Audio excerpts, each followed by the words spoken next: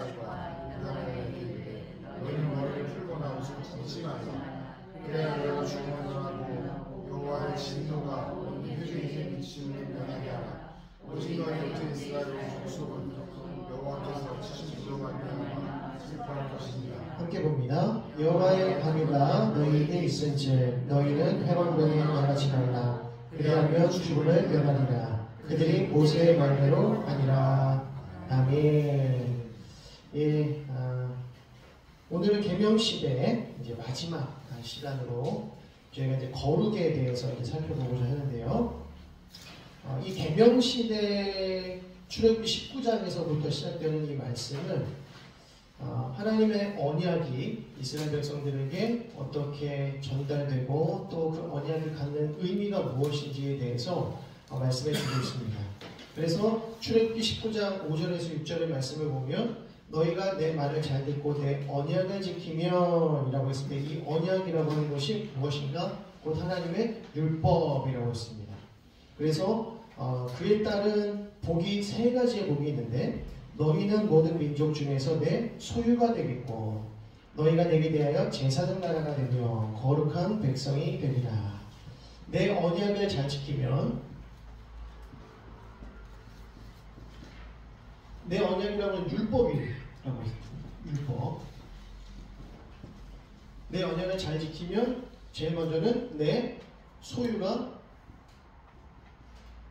되겠고 이 소유라고 하는 것은 하나님께서 그들 가운데 임하시는 거죠. 그래서 저희가 성막에 관한 이야기들, 성막에 관한 내용을 보았고요. 내 소유가 되겠고 무엇이 되게 아니라 제사장 나라가 되게 아니라 제사장 나라. 이 제사장 나라라고 하는 것은 곧 이제 레위기 1장에서부터 10장에 이르는 이 제사제도라고 있습니다. 제사제도. 제사제도와 이제 제사장에 관한 부분이죠. 자, 제사장 나라가 되게 아니고 뭐가 되게 아니라 거룩한 나라가, 거룩한 백성이 되게 아니라 거룩한 백성이 되게 하리라. 자, 이 거룩한 백성이라는 것은 무엇일까요? 오늘 이제 다루게 될 거룩한 백성에게 주어지는 규례, 거룩의 규례들에 대해서 이제 살펴보게 되는 것이죠. 그래서 내 언약이라고 하는 이 조건, 그리고 세 가지의 복을 하나님께서 주겠다라고 하는 것이 이제 이 계명 시대의 전체의 내용이라고 말씀을 드렸습니다. 자, 그래서 내 언약에 관련된 이 율법에 관련된 내용이 출애굽기 19장에서 24장에 등장하고 있고요. 그리고 내 소유가 되리라 성막에 관련된 내용이 출애굽기 25장에서 40장까지의 내용. 그리고 너희가 제사장 나라가 되게 하겠다. 이것이 레위기 1장에서 10장까지의 내용. 그리고 이제 오늘 다루게 될 레위기 11장에서 27장까지의 내용은 거룩한 백성이 되게 하리라고 하는 그 내용을 담고 있다는 것입니다. 그래서 우리가 하나님의 백성으로서 하나님께서 주신 언약, 이 율법을 잘 지킴으로써 하나님의 소유가 되고 또 제사장 나라가 되고 거룩한 백성이 되게 하는 이 사실 구원의 여정이죠.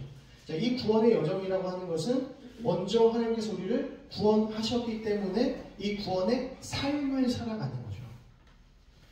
이렇게 하면은 너희에게 구원을 줄 것이다 라는 것이 아니라 이미 하나님께서 우리를 구원하셨기 때문에 이러한 삶을 살아가게 되는 것입니다.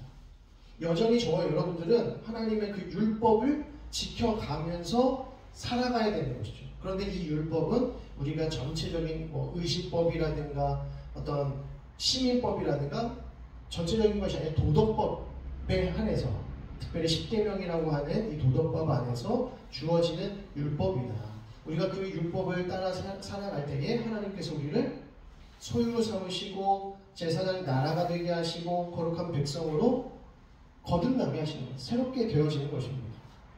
이것은 구원을 얻은 자들에게 주어지는 축복이다 라는 것입니다. 그래서 저희가 왜 여전히 성화되어가고자 하는 삶을 살아야 되는가? 우리는 왜 계속해서 구원을 얻었음에도 불구하고 이 세상 가운데 주어진 사명을 다하면서 살아야 되는가? 그것은 우리가 하나님의 백성으로 하나님의 자녀로서의 그 의무, 책임이 있기 때문입니다.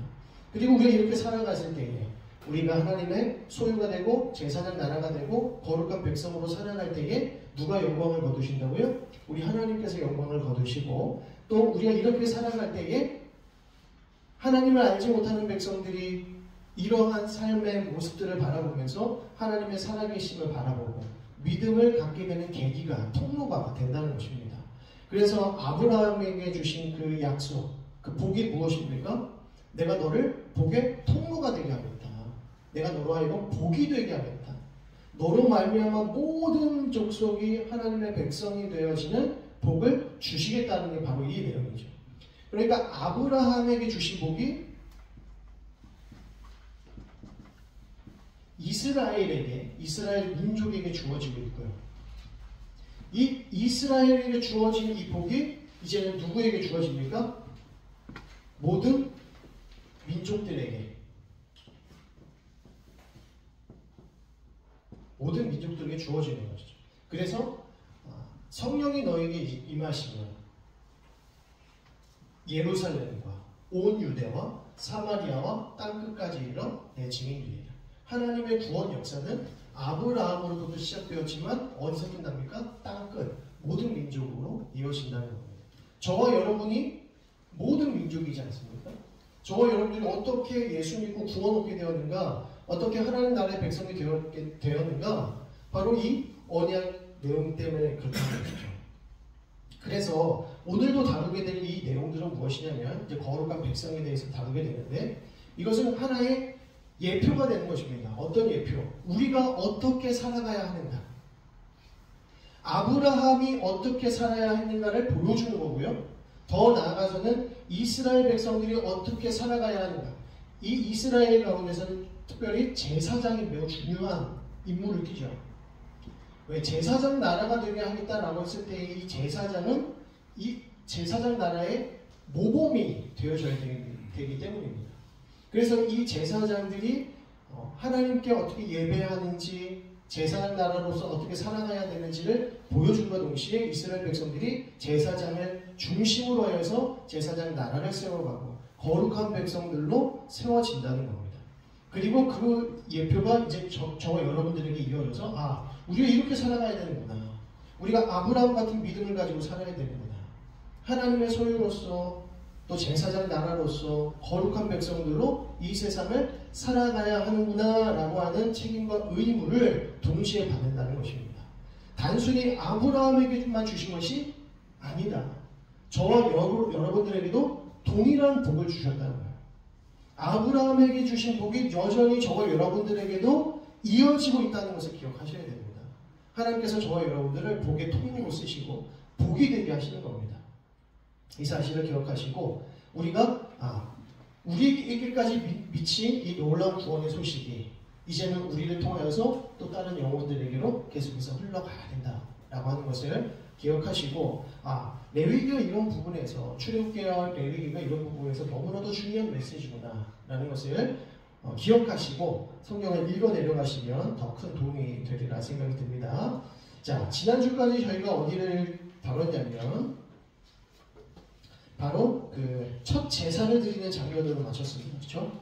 이제 아론과 제사장 그 아들들이 이제 제사장으로 위임을 받고 첫 제사를 드리는 장면.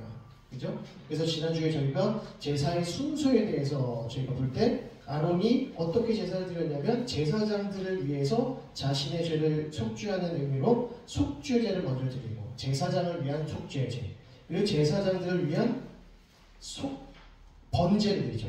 속죄제 다음에 번제를 드립니다. 그래서 헌신의 의미다. 그리고 나서 백성들의 죄를 위한 속죄제를 드리고 백성들을 위한 번제를 드리죠. 백성들의 죄를 자복하고 하나님의 용서를 구하고 속죄하고 그리고 이스라엘 백성들이 하나님의 것이다, 하나님의 소유다라고 하는 의미로서의 번제를 드립니다. 그리고 나서 화목제를 드리는데 이 화목제의 의미는 무엇입니까? 하나님께서 그들의 제사를 받으셨다. 그래서 하나님과 그의 백성들이 화목하게 되었다라는 그 표가 바로 화목제다라는 것입니다. 그래서 화목제의 핵심은 무엇이냐면 하나님께서 그들의 제사를 받으셨을 뿐만 아니라 그 화목제물을 다 같이 나누어 먹죠. 제사장이 먹고 그리고 제사를 드린 그 가족들이 먹고 그것을 이웃들과 함께 나누는 이게 화목제물입니다. 그리고 나서 맨 마지막에 제사장이 이스라엘 백성들을 위해서 무엇 합니까? 축복하더라 라는 것입니다. 이렇게 해야 이 위임식 첫 제사가 마쳐지는 것이죠. 자, 이렇게 해서 첫 직무가 잘 끝이 났습니다. 그래서 하나님께서 기뻐하셨습니다. 영광을 거두셨습니다. 하나님의 영광이 이스라엘 가운데 충만히 나타났다 라고 하는 것이죠. 그 성막 가운데 임하고 또 이스라엘 지명 가운데 임하고 하나님의 놀라운 은혜와 또 하나님의 기뻐하심이 나타났다. 자, 그런데 그 영광이 드러남과 동시에 어떤 일이 일어납니까? 나답과 아비후의 죄악이 바로 나타나더라. 자, 레위기 10장 1절을 보면 아론의 아들 나답과 아비후가 첫째와 둘째 아들이죠. 각기 향로를 가져다가 여호와께서 명령하시지 아니하신 다른 불을 담아 여호와 앞에 분향하였더니, 자, 하나님께서 명령하시는 불을 담아서 이제 분향단에 불을 피워야 하는데 다른 불을 가져왔다는 거죠. 다른 방식으로 불을 가져왔다. 그때의 불이 여호와 앞에서 나와서 그들을 삼켰다라고 합니다. 자, 그런데 레위기 9장 24절, 이제 10장 바로 앞에 있는 구절을 보시게 되면 불이 여호와 앞에서 나와 제단 위에 번제물과 기름을 사는지라 온 백성이 이를 보고 소리 지르며 엎드렸더라. 이게 무슨 말이냐면 하나님께서 이스라엘 백성들이 드린 그 제물과 그 제사를 기뻐 받으셨다는 그 표로서 하나님께서 거룩한 불을 내리셔서 그 제단에 있는 그 제물을 받으시는 거죠. 태우신 거예요. 그런데 자, 오늘 이 2절의 내용은 똑같이 불이 내렸는데 누구에게 내립니까? 제단의 희생 제물에게 내린 것이 아니라 나답과 아비후에게 내렸다는 겁니다. 이건 심판의 불이죠. 하나님께서 받으시는 흠양의 불이 아니라 이것은 심판의 불로 나답과 아비후에게 내리더라는 것입니다. 자, 그때의 3절을 보시면 모세가 아론에게 이르되 이는 여호와의 말씀이니라 이르시기를 나는 나를 가까이 하는 자 중에서 내 거룩함을 나타내겠고 온 백성 앞에서 내 영광을 나타내리라 하셨느니라. 이때 아론이 아무 말도 하지 못했다라고 합니다. 여기서 하나님께서 뭐라고 말씀하십니까? 나는 나를 가까이 하는 자 중에서 나의 거룩함을 나타내리라 하고 말씀하십니다. 나를 가까이 하는 자. 그러면 누가 가까이 하지 않았다는 뜻입니까?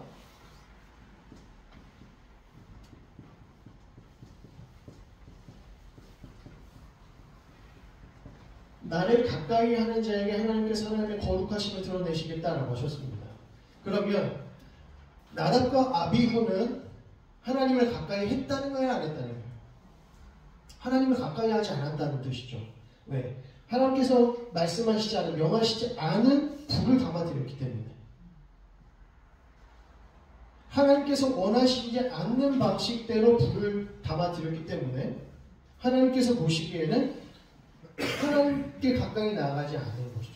자, 나답과 아비후는 아론이 이제 죽게 되면 바로 누구에게 그 대제사장직이 위임이 됩니까? 나답에게 혹은 아비후에게 그 아론의 직분이 위임이 될 것입니다. 자, 그런데 이 첫째와 둘째 아들들이 하나님을 가까이 하지 않는다. 하나님을 가까이 하지 않는다. 제사장이 하나님을 가까이 하지 않으면 어떻게 되겠습니까? 이스라엘 백성들은 어떻게 되겠습니까? 제사장이 하나님을 가까이 하지 않는데. 그렇다면 하나님을 가까이 한다는 것은 무엇입니까? 하나님의 말씀대로,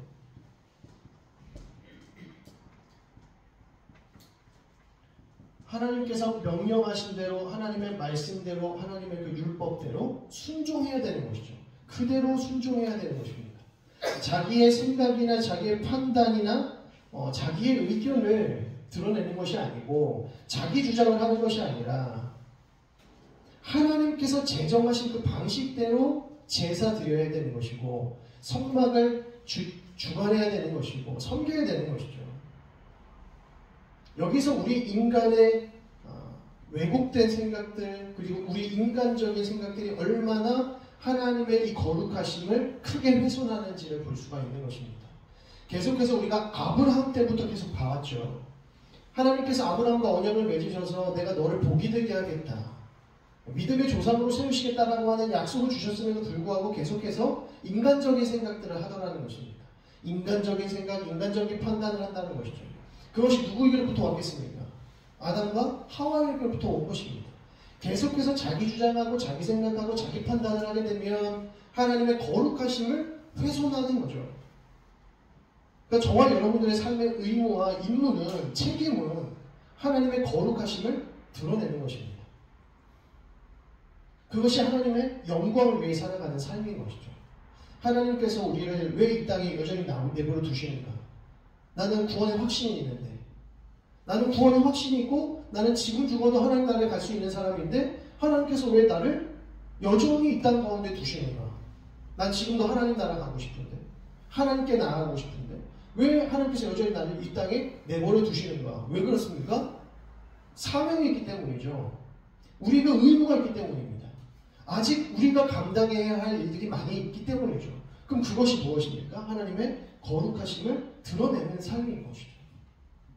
그런데 우리가 하나님의 거룩하심을 드러낸다는 것은 우리가 하나님을 가까이 하는 것이죠. 하나님을 가까이 하지 못하는 자가 어떻게 하나님의 거룩하심을 드러내겠습니까? 하나님을 가까이 하는 자들이 자기 생각하지 아니하고 하나님의 뜻대로 순종하며 살아가는 겁니다. 내 생각, 내 판단, 내 주장대로 생활하게 되면 하나님과 점점점 멀어지는 겁니다. 그리고 하나님의 거룩하심을 드러낼 수 없는 거죠. 이것이 가장 큰 문제라는 것입니다. 하나님의 말씀대로 살아가야 하는 것. 그래서 정말 중요한 것이 무엇이냐면 우리가 하나님의 말씀을 깨달은 대로 순종하는 것도 중요하지만 우리가 하나님의 말씀을 알아야 되는 것도 너무 중요해요. 우리가 왜 성경 공부해야 될까요? 우리가 왜 기도해야 합니까? 하나님의 뜻을 분별하기 위해서. 하나님의 말씀을 분별하는 게 너무도 중요하다. 나답과 아비후가 왜 죽었을까요? 나답과 아비후가 왜 죽었습니까? 분별하지 못했기 때문에 죽은 겁니다. 너희는 이 세대를 본받지 말고 하나님의 선하시고 온전하시고 기뻐하신 뜻이 무엇인지를 뭘 하라? 분별하도록 하라. 분별하지 않으면 어떻게 될까요?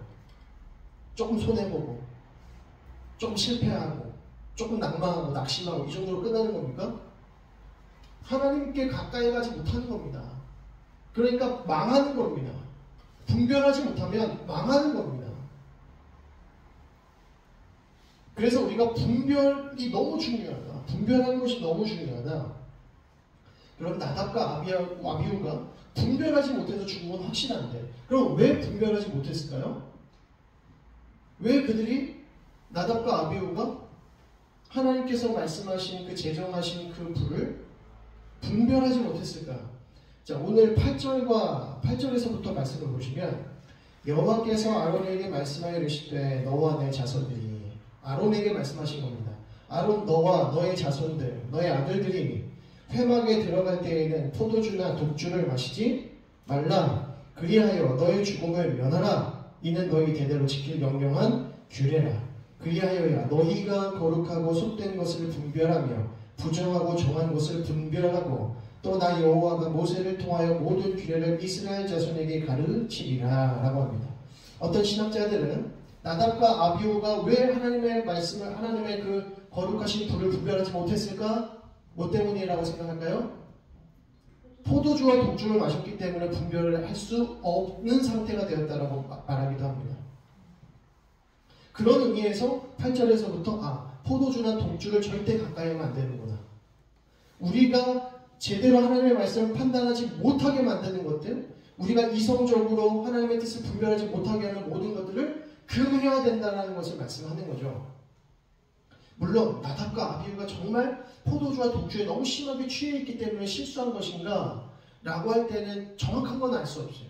정확한 건 알 수 없지만 나름대로의 설득력은 있죠. 어찌되었든 나답과 아비후가 포도주와 독주 때문이든 아니면 다른 이유에서든 자기가 의도적으로 그렇게 했든 진짜 한번 다른 거 해볼까? 어떻게 되나 한번 볼까? 물론 그렇게 하지는 않았겠지만 어떤 이유에서든지 분별하지 못했을 때에는 망하게 되더라. 그런 의미에서 하나님께서 제사장과 아론에게 뭐라고 말씀하시냐면 포도주와 덕주를 마시지 마라. 너희들의 분별력을 흐리게 만드는 그 모든 악한 것들을 끊어내라. 여러분, 저와 여러분들에게 분별하지 못하게 만드는 그 악한 것들이 뭘까요? 뭐 진짜 포도주일 수도 있고, 뭐 진짜 독주일 수도 있고. 근데 이 가운데는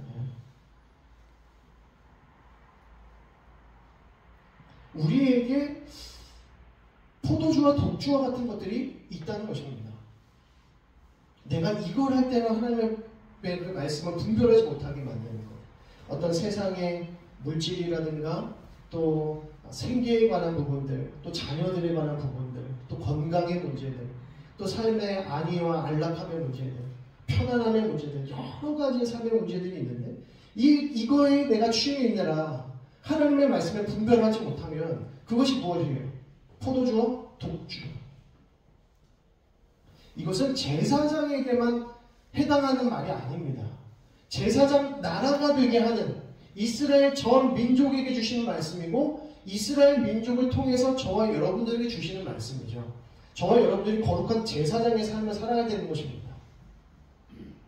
그렇다면 우리가 이거 분별하지 못하게 하는 것들, 하나님의 선하시고 온전하시고 기뻐하신 뜻을 분별하지 못하게 하는 것들이 무엇인지를 계속해서 고민하고 또 그것을 우리가 금하면서 살아가야 되는 것이죠. 제거해야 된다는 것입니다. 그것이 무엇이다? 하나님을 가까이 하는 삶이다. 그래서 하나님의 말씀에 가까이 하는 삶을 살아가야 된다라는 것이죠. 그런 의미에서 이 나답과 아비후가 우리에게 주는 그 교훈이 매우 큽니다. 그래서 이것은 그냥 나답과 아비후의 잠깐의 실수가 아니라 분별력을 흐리게 된 것이고 하나님을 가까이 하지 않은 것이고 마치 아론의 금송아지의 문제를 아버지가 했던 그 문제를 그대로 답습한 것과 똑같다는 겁니다.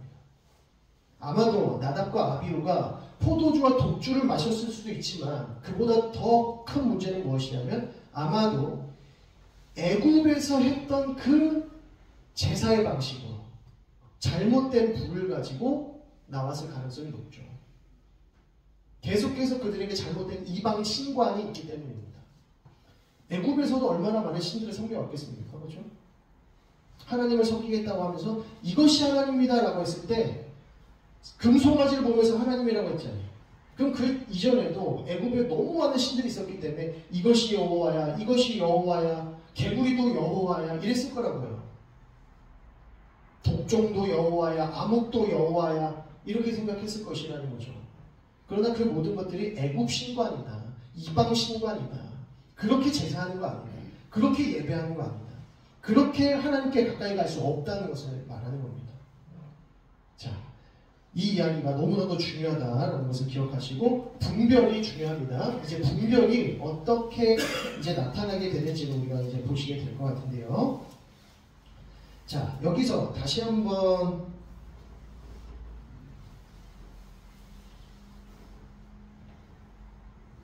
10절을 다시 한번 보시면 레위기 10장 10절의 말씀을 보시면 우리 같이 읽어보겠습니다. 시작. 그리하여야 너희가 거룩하고 속된 것을 분별하며 부정하고 정한 것을 분별하고. 자, 오늘 오늘 강의의 그 목표는 무엇이냐면 정한 것과 부정한 것이 무엇인지를 분별하시고 거룩한 것과 속된 것이 무엇인지를 분별하셔야 됩니다. 지금 여기서 너희가 거룩하고 속된 것을 뭐해라? 분별해야 되고 또 부정하고 정한 것을 분별해야 된다고 말씀해요. 누구에게 하신 것이에요? 아론과 그의 제사장들에게. 아론과 그의 제사장들에게 부정하고 정한 것, 거룩하고 속된 것들을 분별할 수 있어야 된다라고 말씀을 하죠. 그러면서 이제 레위기 11장으로 들어가는 겁니다. 자, 레위기 11장을 이제 강연을 넘겨보시면 레위기 11장을 보면 제일 먼저 11장에서 15장에 이르기까지 어떤 내용이 등장합니까? 정결규례가 등장합니다. 정결규례. 그리고 나서 중간에 16장에 대속죄일이 등장해요. 그리고 그 다음에 성결규례라고 해서 17장에서 27장의 내용이 등장합니다. 그죠? 자, 정결규례 11장에서 15장의 내용은 정한 것과 부정한 것을 분별하라는 내용이 담겨 있는 거고요. 그리고 2-3의 성결규례는 거룩한 것과 속된 것을 분별하라는 내용입니다. 그리고 그 중간에 무슨 내용이 있다고요? 대속죄일이 등장하죠. 이 대속죄일은 무엇이냐면 우리 이스라엘 백성들이 1년에 한 번씩 대속죄일 제사를 드려야 되는데 왜 이것을 드리냐? 하나님 앞에 부정하게 되고 하나님 앞에 거룩하게 살지 못했던 것들을 다시 한번 하나님 앞에 용서를 구하며 죄사함의 은혜를 받기 위해서 대속죄일을 기념하는 것입니다. 기억하고 드리는 것이죠. 그래서 이 대속죄일이 그 중심에 있고 그 앞에서는 정결규례, 그 이후에는 성결규례로 구분되고 있다라는 것을 기억하시면 될 것 같고요. 자, 이제 정결규례를 보도록 하겠습니다. 자, 이제 네 번째 단락으로 들어갑니다. 이제 하나님께서 너희는 내 백성, 거룩한 백성 되게 하리라 라고 하는 내용을 이제 보도록 하겠습니다. 가장 먼저 정결규례에 대한 내용은 총 4가지로 구성이 되고 있는데요. 11장에 생물의 부정한 것과 정한 것, 그리고 12장에 출산에 관한 내용, 13장과 14장을 보면 피부질환, 그리고 오염에 관한 부분, 그리고 15장을 보면 유출병에 대한 내용이 등장하고 있습니다. 자, 그래서 먼저 11장 생물에 관한 내용을 보게 되면 부록 3번 한번 보시겠습니다. 부록 3번. 부록 3. 정결한 동물과 부정한 동물의 내용입니다. 이건 강의안입니다. 강의안. 지난주에 나눠드린 강의안이기 때문에 혹시 부록이 없으신 분들 아마 뒤에 몇 장 남아있을 것 같은데요. 자, 3번의 정결한 동물과 부정한 동물, 이게 이제 21장의 내용입니다. 자, 포유류. 정결한 것은 무엇이냐면 2가지 조건이 있는데 발굽이 갈라져야 된다. 갈라진 발굽. 되새김질해야 된다는 것이죠. 그래서 양이나 염소나 소와 같은 동물들, 이것이 이제 정결한 동물이죠. 부정한 동물은 육식동물들과 2가지 조건을 갖추지 않는 동물들이다. 그러니까 갈라진 발굽이 없든지 되새김질을 하지 않든지 이거는 부정한 동물이라는 것이죠. 그리고 육식하는 동물들은 다 부정한 동물들이에요. 자, 그래서 낙타 같은 경우는 초식동물이지만 발굽이 아니기 때문에 안 되고, 또 사반, 토끼, 돼지와 같은 것들도 마찬가지다라는 이야기가 이제 등장을 하는 겁니다. 자, 그럼 새 종류에서 새 종류는 조류 중에는 정결한 것은 무엇이냐면 이제 금지되지 않은 나머지 것들은 다 정결하다. 예, 그러면 금지된 부정한 것이 무엇이냐? 맹금류나 혹은 썩은 고기를 먹는 새들이다라고 합니다. 그래서 레위기 11장 13절에서부터 보면 자세하게 나타납니다. 뭐 독수리부터 시작해가지고 부엉이도 안 되고 뭐 이렇게 해가지고 쭉쭉 나와요. 그래서 맹금류나 썩은 고기를 먹는 새들은 다 부정하고 그 외의 새들은 정한이 먹을 수 있다는 것입니다. 자, 그리고 파충류 가운데 정결한 것은 없어요. 파충류 가운데 정결한 것은 없고 다 부정하니 먹지 말라는 것입니다. 그러면 물에 사는 어류 중에는 어떤 것이 정결한가? 지느러미 있는 것과 비늘이 있어야 된다. 지느러미와 비늘이 있는 것은 먹어도 된다. 부정한 것은 그 2가지 조건을 충족하지 못하면 먹지 말라. 자, 곤충에는 메뚜기류와 같은 것들, 그러니까 뒷다리가 뛸 수 있는 것들은 먹어도 된다. 그런데 부정한 것은 날개가 있지만 네 발로 기어다니는 곤충들은 안 된다. 자, 그러면 그 근본적인 이유가 무엇이냐면 먼저는 위생학적으로 금지된 동물의 대부분은 병을 옮기는 것이다 라고 보는 겁니다. 그리고 제사적으로, 제의적으로 보게 되면 대부분 금하시는 동물, 이 부정한 동물들이 이교의 제사에서 많이 사용되었기 때문에 그런 이교의 제사와 구별하시기 위해서 하나님께서 그렇게 하셨다라는 이유가 있는 것이죠. 자, 이제 다시 돌아오셔서 이제 출산에 관한 내용을 보시게 되면 12장입니다. 그래서 월경 때에 피가 유출되기 때문에 피가 밖으로 나올 때에는 부정하다. 그리고 남자는 언제 피를 흘리게 됩니까? 전쟁 시에 피를 흘리게 되는 것이죠. 그래서 피를 흘리게 되면 피가 우리 몸 밖으로 빠져나오게 되면 기본적으로 그 하루 동안을 부정하고 또 어떤 이유에서든지 더 많은 피를 흘리게 되면 일주일 동안 정결 의식을 행하는 경우도 있었습니다. 그래서 피를 흘리게 되었을 때에는 부정하니 정결 예식을 행해야 하는 것이죠. 자, 그리고 13장과 14장은 이제 피부에 나병과 같은 피부 질환이 생겼을 경우에 그리고 의복이나 집이나 여러 가지 우리 삶의 기구들이 오염되었을 때 어떻게 정결 예식을 치르느냐라는 내용들입니다. 근데 여기서 나병은 13장에서 말씀하는 이 나병은 우리가 말하는 그 한센병이 아닙니다.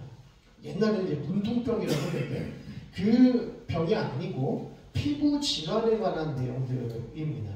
그래서 이 피부 질환에 문제가 생겼을 때에는 이렇게 부정해지니 얼마 동안 정결 예식을 하고 그리고 다 나았을 경우에는 제사장에게 자기 자신을 보여서 이제 딱 판결을 받아야 되는 겁니다. 네가 다 나았다라고 판결이 되었을 시에는 어떻게 됩니까? 다시 진영 안으로 들어올 수가 있는 것이죠. 그러니까 이제 이 정결 예식을 행할 때에는 진 밖으로 나아가게 됩니다. 자, 진이 뭐죠? 성막이 있으면 그 성막 주위로 레위 사람들이 진을 치고요. 그 레위 사람들 뒤쪽으로 해서 이제 12지파가 진을 형성을 하게 됩니다. 그죠? 자기만의 그 텐트를 친다는 거 말씀 주셨습니다. 그래서 그 진 밖으로 나가서 정결 예식을 취하고 다시 들어오는 그런 부분이었다는 것이죠. 자, 그렇기 때문에 이 정결 예식, 피부가 질환이 있어서 얼마 동안 낫지 못했을 때에는 진 밖으로 나아가 있다가 그것이 다 나았을 경우에는 제사장의 판결에 의해서 다시 진영 안으로 들어오는 것입니다. 그리고 의복, 그리고 가옥이나 이런 것들이 이제 부정하게 되었을 때, 이제 의복이나 이런 것들은 무엇이냐면 부정한 동물들이 죽었는데 그것을 부지중에 만졌다거나 그 주검들 이제 시체 같은 것들을 만졌을 경우에 부정케 되지 않겠습니까? 그랬을 때는 얼마 동안에 정결 예식을 취하고 다시 들어오는 겁니다. 그런 식으로 의복이나 가옥이나 삶의 여러 기구들, 뭐 그릇이라든가 여러 가지 그런 부분들도 부정하게 되었을 때에 이렇게 정결 예식을 취하라 라는 내용들이 13장과 14장에 등장을 하게 되는 것이고요. 자, 그리고 15장을 보게 되면 유출병이라고 해서 이제 유출이라고 했을 때 이제 우리 몸 안에서 피뿐만이 아니라 어떤 상처나 여러 가지 것들로 해서 이제 진물이나 피가 밖으로 흘러나왔을 때에는 이것이 부정하다고 여겨졌기 때문에 그 역시도 정결 예식을 취해야 하는 것입니다. 자, 이렇게 해서 정결규례 11장에서 15장의 내용을 보게 되면 이 정결하다라는 것은 결국에는 정결하지 못한 부정한 것은 진 밖으로 빠져나갔다가 제사장의 판결로 인해서 다시 안으로 들어오게 되는 개념입니다. 그렇다면 결국은 이 정결 예식은 무엇 때문에 주어진 예식일까? 바로 성막을 중심으로 해서 하나님의 임재 가운데 있는 이스라엘 백성들이 하나님의 그 거룩하심에 내가 준비되지 않은 상태에서는 하나님의 그 거룩하심을 받아들일 수 없으니 맞이할 수 없으니 자기의 거룩함을 준비하고 다시 그 안으로 들어오게 되는 것이죠. 그러니까 결국에는 하나님께서 이스라엘 백성들을 보존하시고 보호하시기 위해서 이 정결 예식을 행하게 하신 것입니다. 하나님께서 그 안에 그 진영 안에 회막이 이제 진영 안으로 들어오지 않았습니까? 진영 안에 하나님의 임재가 들어오는데 임재하시는데 그 진영이 부정하거나 또 부정한 상태로 계속 있으려고 한다고 하면 이것이 저주받는 일이기 때문에 진영 밖으로 나아갔다 다시 안으로 들어오게 되는 것이죠. 바로 이것이 이제 정결규례다라고 하는 것입니다.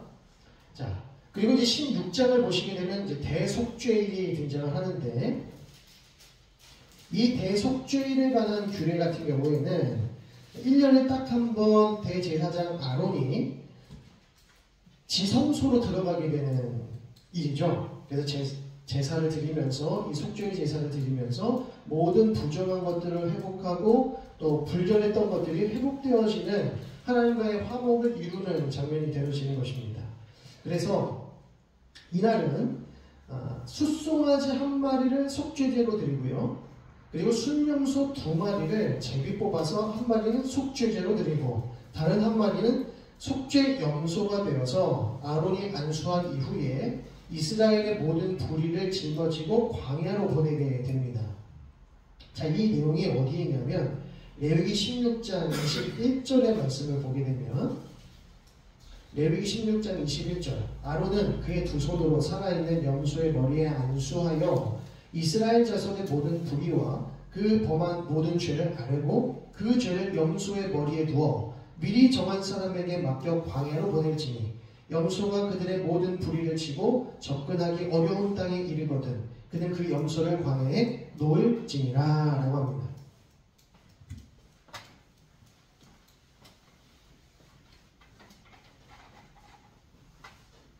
자, 대속죄일은 아론이 1년에 딱 한 번 지성소 안으로 들어가게 되는데 그때 속죄제를 드립니다. 속죄제를 드리는데 이 속죄 제물은 순염소, 숫송아지 한 마리를 먼저 속죄제로 드리고 그리고 순염소 2마리를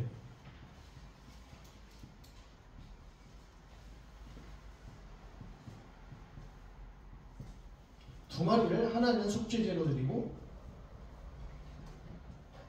하나는 속죄 염소 이거를 가리켜서 아사셀이라고 합니다. 이거를 히브리어로 아사셀이라고 부르는데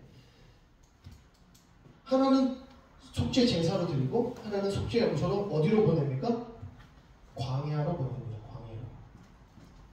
자, 그런데 이 속죄 염소를 광야로 보내는 그 단계 과정이 재밌죠? 아론이 속죄 염소에 안수를 합니다. 안수를 해서 이스라엘의 모든 죄를 이 속죄 염소에 다 전가시키는 거예요. 그리고 전가받은 이 속죄 염소는 어떤 한 사람이 광야로 끌고 갑니다. 그리고 더 이상 이 염소가 진영으로 들어올 수 없을 만큼의 거리나 그런 환경이 되었을 때 놓아주고 이 사람은 다시 돌아오는 것이죠. 그러면 속죄 염소는 어떻게든지 방황하다가 죽음을 맞이하든지 어떻게 되겠죠. 자, 그런데 이 속죄제나 속죄 염소 같은 아사셀이라고 하는 것은 결국은 예수 그리스도의 예표가 되는 것입니다. 예수님께서 세례 받으실 때 이제 안수 받지 않으십니까? 세례를 받으셔요. 근데 그때에 이 세례 요한이 뭐라고 말합니까? 보라, 세상 죄를 지고 가는 하나님의 어린 양이라고 했습니다. 이 어린 양이라고 하는 표현은 화목제물이자 이 속죄 염소에 관한 이야기입니다. 예수 그리스도께서 대속죄일에 제물이 되시기도 하지만 동시에 광야로 쫓겨나는 아사셀이 되시는 거죠. 그러면 예수 그리스도께서 어떤 광야로 올라가셨느냐? 어디로 홀로 나가셨느냐? 갈보리 언덕으로 올라가시는 겁니다. 물론 첫 번째는 예수님께서 공생의 사역을 시작하시기 전에 광야에 가셔서 40일 동안 시험 받으시는 장면을 이야기하기도 하지만 더 궁극적으로는 그 갈보리 언덕에 그 십자가로 나아가는 것을 이 속죄 아사셀의 형상으로 보는 것이죠. 그래서 예수 그리스도께서는 대속죄일에 제물이 되시는 것 동시에 아사셀이 되셨다라는 겁니다. 그래서 우리가 그 믿음을 가지고 예수 그리스도께서 우리의 모든 죄를 다 짊어지시고 십자가에서 죽으셨다. 그래서 우리의 죄가 다 사해졌다. 하나님과 화목하게 되었다. 라고 하는 것이죠. 자, 그 다음에 이제 성결규례라고 해서 17장에서부터 27장에 이르기까지 거룩한 것과 세속적인 것이 무엇인지에 대해서 이제 말씀합니다. 자, 먼저 17장을 보시게 되면 거룩한 생명에 관한 내용이 등장을 합니다. 자, 4절을 잠깐 보겠습니다. 레위기 17장 4절 말씀. 먼저 회막문으로 끌고 가서 여호와의 성막 앞에 여호와께 예물로 드리지 아니하는 자는 피 흘린 자로 여길 것이라. 그가 피를 흘렸은즉 자기 백성 중에서 끊어지리라. 이게 무슨 말이냐면 3절에 보니까 이스라엘 집의 모든 사람이 소나 어린 양이나 염소를 진영 안에서 잡든지 진영 밖에서 잡으려거든 먼저 어떻게 해라? 회막문으로 성막문 앞으로 끌고 가서 여호와의 성막 앞에서 여호와께 예물로 먼저 드리라는 것입니다. 자, 이게 무슨 말이냐면 이스라엘 백성들이 어떤 때는 고기가 먹고 싶어가 아닙니까? 송아지가 먹고 싶든지 염소가 먹고 싶든지 양이 먹고 싶든지 뭐든지 간에 만약에 먹고 싶으면 소를 어떻게 해야 돼요? 죽여야 먹잖아요. 그럼 어떻게 죽여요? 피 흘리지 않고 죽일 수 있는 방법이 있나요? 물론 이렇게 이렇게 목을 이렇게 졸라서 그럼 죽나요? 아니 못 죽죠. 그걸 죽였어. 그렇게 죽였다고 해도 어떻게 먹어요? 피 안 흘리고 먹을 수 있나요? 피 흘림이 없이는 나눌 고기를 나눌 수 없어요. 그죠? 그래서 피를 흘리게 했으니 피를 흘릴 수밖에 없으니 그 피를 먼저 누구에게 드리는 겁니까? 하나님께 드리는 겁니다. 왜냐하면 피는 생명이기 때문에. 그래서 하나님께 먼저 그 생명을 드리지 아니하고는 이스라엘 백성들이 그 생명을 취할 수가 없는 겁니다. 고기를 취할 수 없는 겁니다. 그래서 먼저 너희가 뭔가 이렇게 나누고 싶거든 화목제물로 하나님께 드리면 화목제물은 나누어 먹을 수 있기 때문에 제사장과 나머지 모든 이스라엘 백성들도 나누어 먹는 겁니다. 나 혼자만 고기 이렇게 구겨서 죽여가지고 혼자 먹을 수가 없어요. 이스라엘 백성들은 그런 공동체가 아닙니다. 내가 고기가 먹고 싶어. 그러면 다 같이 먹는 겁니다. 그 주위에 있는 진영에 있는 사람들이 다 같이 나눠 먹는 겁니다. 그래서 회막문에서 먼저 그 고기를 하나님 앞에 화목제물로 드리고 그 다음에 그 고기를 잡아서 제사장과 나머지 이웃들과 같이 나누어 먹는 것이죠. 그 의미에서 피를 흘리기 전에 먼저 하나님 앞에 그 피를 올려드려야 한다는 말씀입니다. 그래서 생명을 하나님께서 굉장히 귀하게 여기시는 거죠. 짐승의 생명이라고 할지라도 이스라엘 백성들이 그것을 스스로 취할 수 없어요. 하나님 몰래 취하면 안 돼요. 그 생명을. 왜? 피를 흘리니까. 그 피는 반드시 하나님께서 생명으로 보시기 때문에 모든 생명은 하나님께 속해 있기 때문에 하나님의 허락이 없이는 생명을 끊을 수가 없는 겁니다. 그렇기 때문에 하나님께 먼저 드리고 먼저 바치고 나누게 되는 것이죠. 자, 그래서 7절의 말씀을 보시면 그들은 전에 음란하게 섬기던 순념소에게 다시 제사하지 말 것이니라. 이는 그들이 대대로 지킬 영원한 규례니라. 자, 이 내용은 아세셀의 내용과 좀 연관이 되는데 중요한 것은 하나님께서 주신 그 모든 생명은 하나님의 것이기 때문에 하나님께 먼저 드려야 한다는 것입니다. 자, 그리고 11절을 보시면 육체의 생명은 피에 있음이라. 내가 이 피를 너희에게 주어 제단에 뿌려 너희의 생명을 위하여 속죄하게 하였나니 생명의 피에 있으므로 피가 주를 속하느니라 라고 합니다. 피는 생명이다. 여기서 이 내용이 나오는 것이죠. 그래서 피를 항상 흘리려거든 먼저 하나님께 내어드려야 된다라는 말씀입니다. 자, 그런데 우리도 피를 먹죠. 누구의 피를 마십니까? 성지 생각하지 마시고. 그런 어떤 저차원적인 얘기가 아니라 예수의 피를 마신다는 거예요. 네, 성찬식 때 우리가 예수님의 살과 피를 마신다고 하잖아요. 근데 이 피를 마신다라고 하는 것이 로마 사회에 있어서는 매우 충격적인 내용이었습니다. 예수라고 하는 자의 살과 피를 나누어 먹는 공동체, 이거 완전히 식인종과 같은 사람들 아니냐라고 했다는 것이죠. 근데 그런 의미가 아니지 않습니까? 우리가 예수의 살과 피를 나누고 먹고 마신다라고 하는 것은 우리가 예수의 생명에 동참한다는 거예요. 되는 것이죠. 왜 예수 그리스도가 우리를 위하여서 살이 찢기시고 피 흘리셨는가? 그것이 먼저는 하나님께 내어드리는 하나의 제사였지만 단번에 드리는 제사, 온전한 제사였지만 동시에 우리 모든 믿는 자들이 나누어 먹고 마시는 그리스도의 생명이었다는 겁니다. 그래서 우리가 성찬에 참여하기 위하여 세례를 받고 성찬에 참여하는 것이 얼마나 거룩한 예식인지를 생각하셔야 합니다. 우리는 예수의 피와 그 살에 참여함으로써 그분의 생명에 동참하고 예수 그리스도와 함께 죽고 예수 그리스도와 함께 사는 부활의 생명에 참여하는 존재가 되었다는 것입니다. 그런 의미에서 이 예수의 피를 먹고 마시는 매우 중요한 거룩한 예식이 되는 것이죠. 자, 그 다음에 이제 18장에서부터 20장의 내용은 거룩한 사회에 대한 내용입니다. 그래서 가장 여기서 핵심은 무엇이냐면, 자, 3절 보겠습니다. 너희는 너희가 거주하던 애굽 땅의 풍속을 따르지 말며 내가 너희를 인도할 가나안 땅의 풍속과 규례도 행하지 말고 너희는 내 법도를 따르며 내 규례를 지켜 그대로 행하라. 나는 너희의 하나님 여호와이니라. 너희는 내 규례와 법도를 지키라. 사람이 이를 행하면 그로 말미암아 살리라. 나는 여호와니라. 자, 여기서 거룩한 사회, 거룩한 공동체에 세워가기 위해서 무엇하라? 애굽에서 따르던 풍속 따르지 말고, 또 너희가 약속의 땅 가나안으로 들어갔을 때 그들의 풍속 따르지 말라는 것입니다.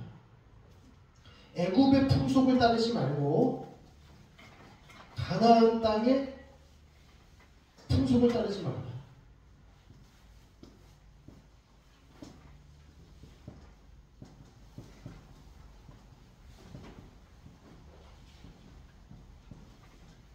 자, 여기서 풍속이라는 말은 우상을 섬기는 것과 동시에 그들의 율법, 그들의 규례, 그들의 삶의 문화들을 다 총칭합니다.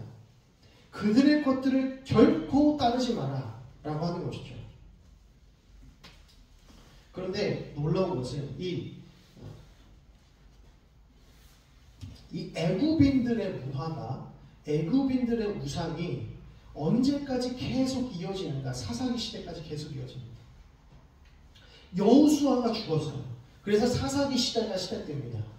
근데 여호수아가 죽고 난 이후에, 여호수아의 시대의 사람들이 다 죽고 난 이후에 그 다음 세대들은 여호와를 기억하지 못하였다라고 점점 그렇게 얘기하기 시작해요. 여호와를 떠나 살기 시작합니다. 그런데 그들이 다시 헛된 우상을 섬기는데 어떤 우상을 섬기느냐? 애굽의 신들을 섬겨요.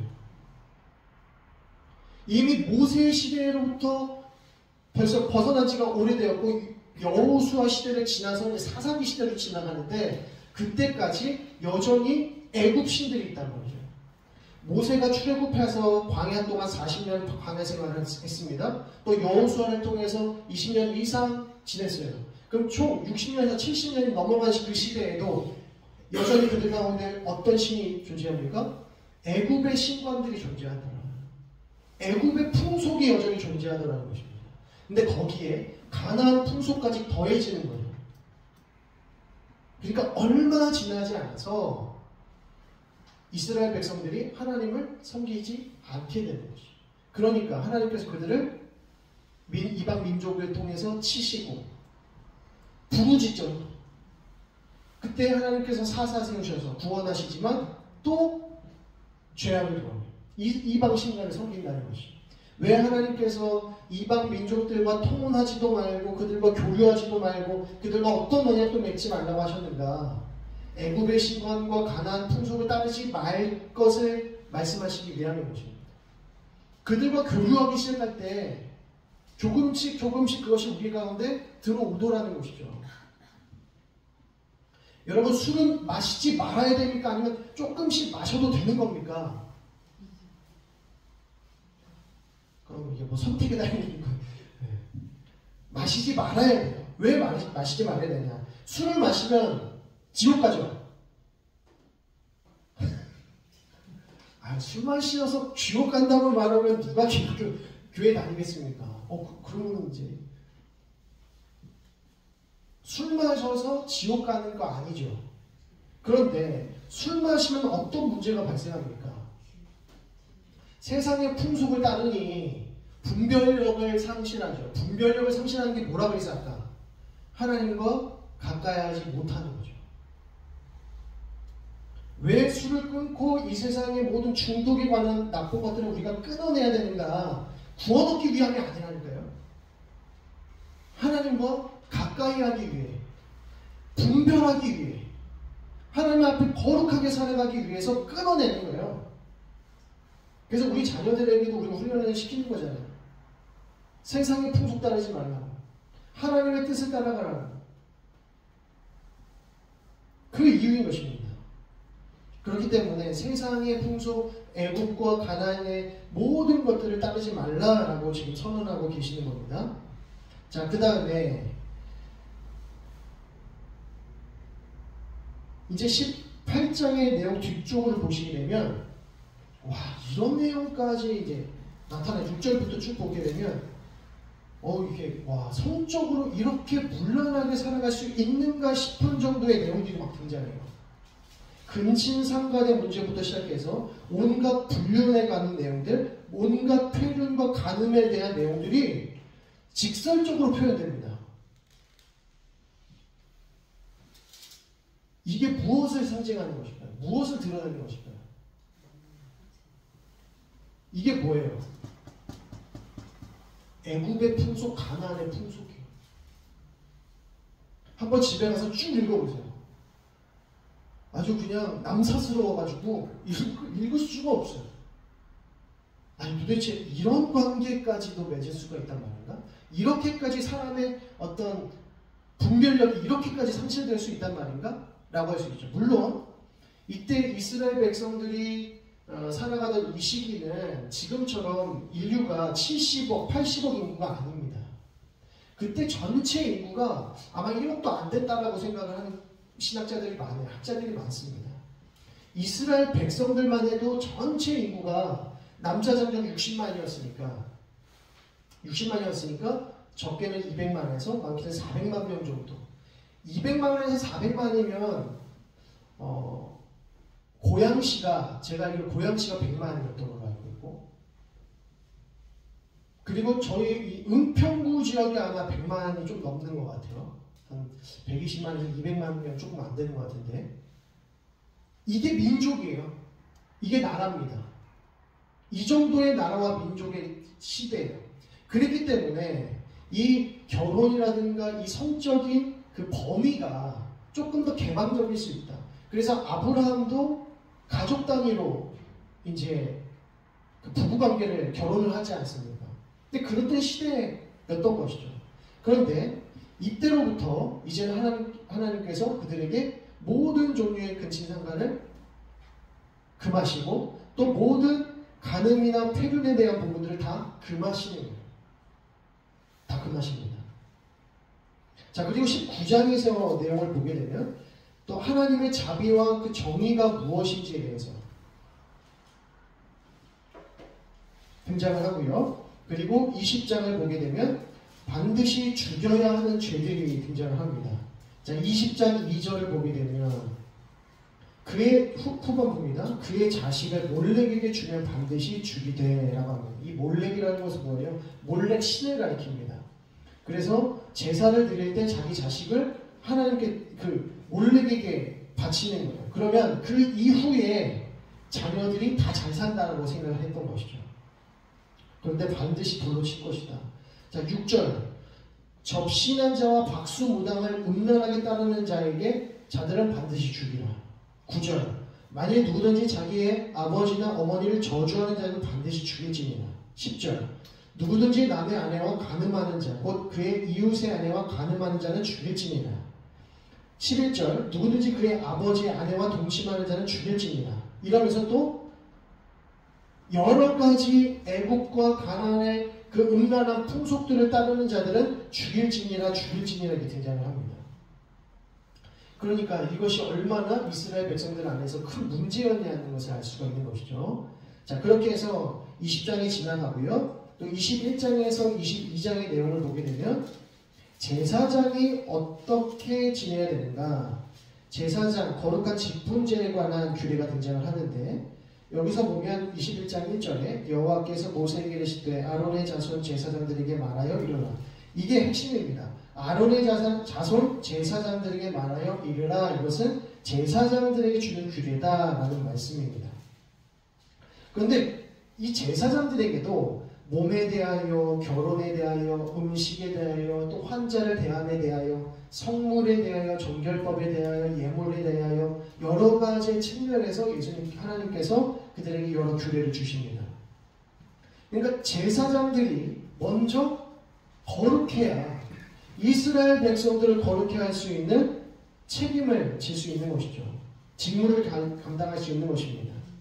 자, 그렇게 해서 또 이제 거룩한 절기에 관한 내용이 등장을 합니다. 23장에서 25장의 내용을 보시면, 자, 23장에 3절, 엿새 동안은 일할 것이요 일곱째 날은 쉴 안식일이니 성회의 날이라. 하나님께서 어떤 절기든지 어떤 예식이든지 말씀하실 때 가장 먼저 말씀하시는 게 안식일을 거룩하게 지키라. 안식일을 거룩하게 지키는 것이 가장 핵심입니다. 우리가 왜 주일 성수 하는가? 그게 가장 기본이고 핵심이기 때문에. 목사님, 지금 때가 어느 때인데 주일 성수입니까? 조금 가족들끼리도 좀 1년에 한두 번씩은 좀 좋은 시간도 좀 보내야 되고 좀 여러 가지 저기가 있는데 지금 율법주의 그런 걸로 신앙생활 하는 때 아니지 않습니까? 그렇게 되면 어떻게 돼요? 점점 분별력이 상실되는 겁니다. 가장 기본은 주일 성수예요. 그거는 변함이 없습니다. 하나님께서 얼마나 안식일을 강조하시는지 몰라요. 근데 진짜 안식일은 무슨 요일입니까? 토요일이죠. 토요일이 진짜 안식일이에요. 그래서 제7일 안식일은 토요일날 예배드리잖아요.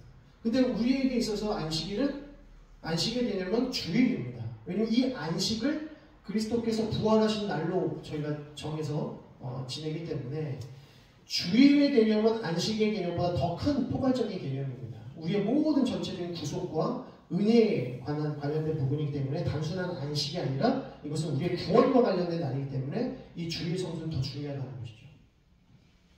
주일 성수가 제대로 되지 않는데 어떻게 하나님과 가까워질 수 있는가? 그럴 수 없는 것입니다. 그래서 항상 안식일을 가장 먼저 말씀하세요. 자, 그리고 나서 유월절과 무교절을 얘기하시죠. 5절에 첫째 달 열 나흔 날, 그러니까 1월 14일을 말합니다.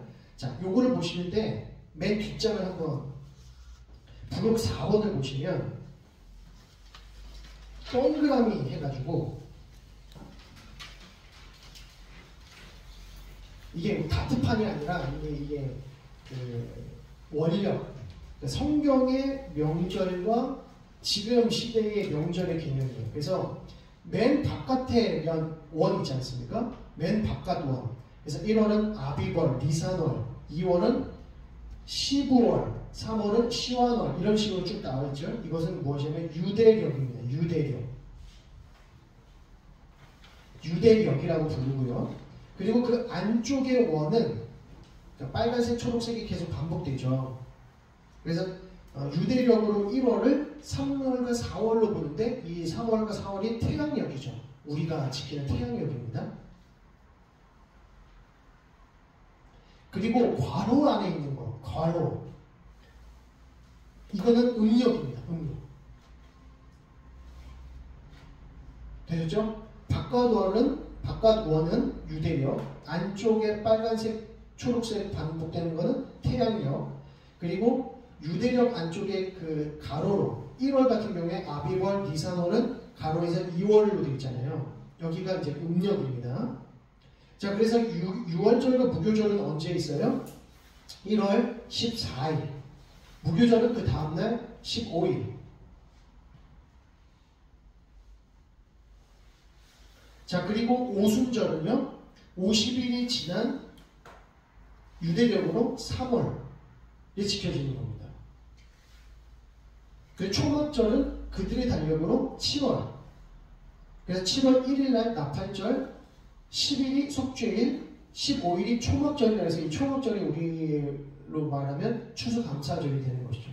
근데 이제 태양력으로 봤을 때 우리가 추수감사절을 대부분 11월 셋째 주로 지키는데 그 이유가 무엇이냐면 태양력으로 따지면 원래 9월이나 10월 사이에 저희가 추수감사절을 보내야 되는데 그렇게 하지 않는 이유가 무엇이냐면 저희 나라, 우리나라에는 추수감사가 대부분 이제 11월에 추수를 하기 때문입니다.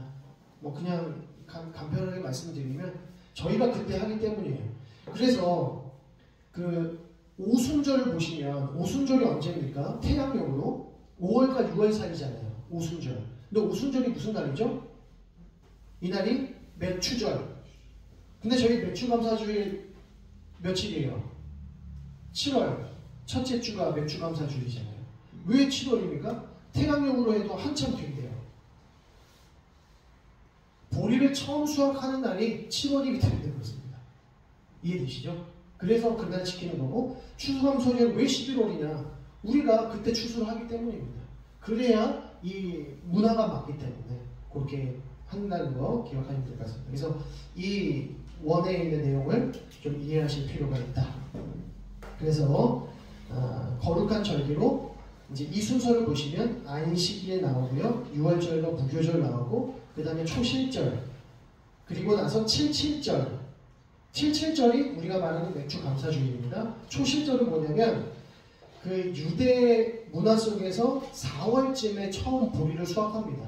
그리고 7월이 되면 이제 그 달로 하면 5월이나 6월 사이에 추수를 하는, 보리 추수를 하는 거예요. 근데 우리 때는 7월에 하기 때문에 그때 하는 것이고요. 그리고 그 다음에 안식, 나팔절이 7월 1일, 속죄일이 7월 10일, 초막절, 장막절, 수정절은 7월 15일로 지키는 거죠.